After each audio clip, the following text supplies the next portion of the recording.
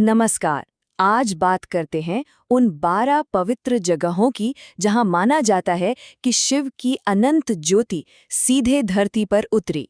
ये है ज्योतिर्लिंग और आज हम इनकी कहानी और इनके गहरे मतलब को समझेंगे। चलिए इस कहानी को बिल्कुल शुरुआत से शुरू करते हैं।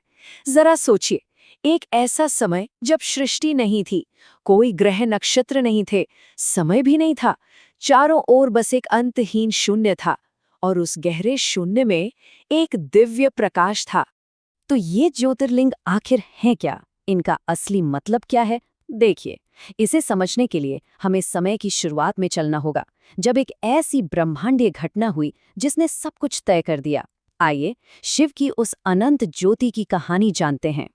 तो हुआ यूं कि पुराणों में एक कहानी आती है। एक बार सृष्टि के रचयिता ब्रह्मा और पालक विष्णु के बीच इस बात पर बहस छिड़ गई कि दोनों में श्रेष्ठ कौन है। और तभी उनके ठीक सामने आग का एक विशाल अंतहीन स्तंभ प्रकट हुआ, जिसका न कोई आदि था न कोई अंत। दोनों ने उसे नापने की बहुत कोशिश की पर हार गए। तब जाकर उन्हें एहसास हुआ कि ये अनंत ज्योति कोई और नहीं बल्कि स्वयं महादेव हैं। तो बस यही है ज्योतिर्लिंग। ज्योति मतलब प्रकाश और लिंग मतलब प्रतीक। मतलब ये वो पवित्र जगहें हैं जहां शिव की वही दिव्य अनंत ज्योति धरती पर प्रकट हुई और स्थापित हो गई। वो आग का स्तंभ तो गायब हो गया, लेकिन उसकी रोशनी, उसकी ज्योति धरती पर 12 अलग-अलग जगहों पर बस गई। तो चलिए अब उस ब्रह्मांडीय कहानी से उतरकर धरती पर आते हैं और शुरू करते हैं इन 12 ज्योतिर्लिंगों की अद्भुत यात्रा। पूरे भारत में कुल 12 ऐसे पवित्र स्थान, हर एक की अपनी एक अलग कहानी, अपना अलग महत्व, पर सब जुड़े हैं उसी एक दिव्य ज्योति से। और ये 12 स्थल पूरे भारत में फैले हुए हैं। आप सोचिए, गुजरात के सोमनाथ से लेकर हिमालय में केदारनाथ तक। ये सिर्फ मंदिर नहीं है, ये तो भारत की आध्यात्मिक ऊर्जा के केंद्र हैं, जैसे एक अदृश्य धागे में पूरे देश को पिरो दिया हो। लेकिन देखिए, इन मंदिरों की यात्रा का मतलब सिर्फ एक जगह से दूसरी जगह जाना नहीं है।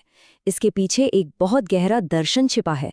हर ज्योतिर्लिंग एक कहानी है और जिंदगी का एक अहम सबक भी। तो आइए इन कथाओं और उनके मतलब को समझते हैं। जैसे यहाँ देखिए, जीवन के 2 सबसे बड़े स्तंभ, कर्तव्य और भक्ति।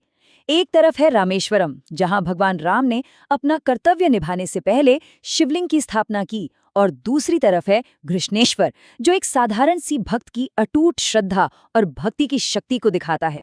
और अब बात करते हैं समय और मुक्ति की, जो शायद सबसे गहरे विषय हैं। उज्जैन के महाकालेश्वर में शिव को काल यानी समय का भी स्वामी माना जाता है। वो मृत्यु के डर से आजाद करते हैं। और वहीं काशी विश्वनाथ में, जो शिव की अपनी नगरी है, वहां तो मृत्यु भी मोक्ष का रास्ता बन जाती है।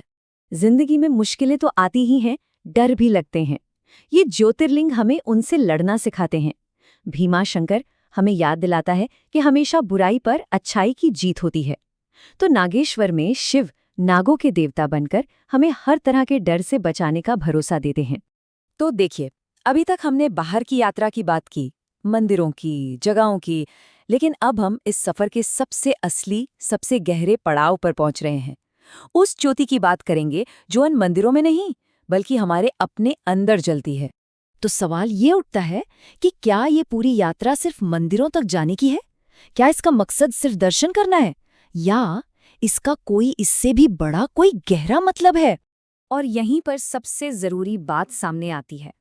ज्योतिर्लिंग हमें बस यही याद दिलाते हैं कि शिव कोई दूर आसमान में बैठे देवता नहीं है। वो असल में ये जो 12 ज्योतिर्लिंगों की बाहरी यात्रा है ना, वो हमारे अंदर की यात्रा का सिर्फ एक प्रतीक है, एक मैप है। ये आत्मा से परमात्मा तक का सफर है, अपने ही अंदर उस दिव्य ज्योति को पहचानने का एक रास्ता है। इसलिए ज्योतिर्लिंग सिर्फ पत्थर या मंदिर नहीं है, बल्कि एक पुकार है, एक न्योता है अपने अंदर के शिव को खोजने का। हर हर महादेव।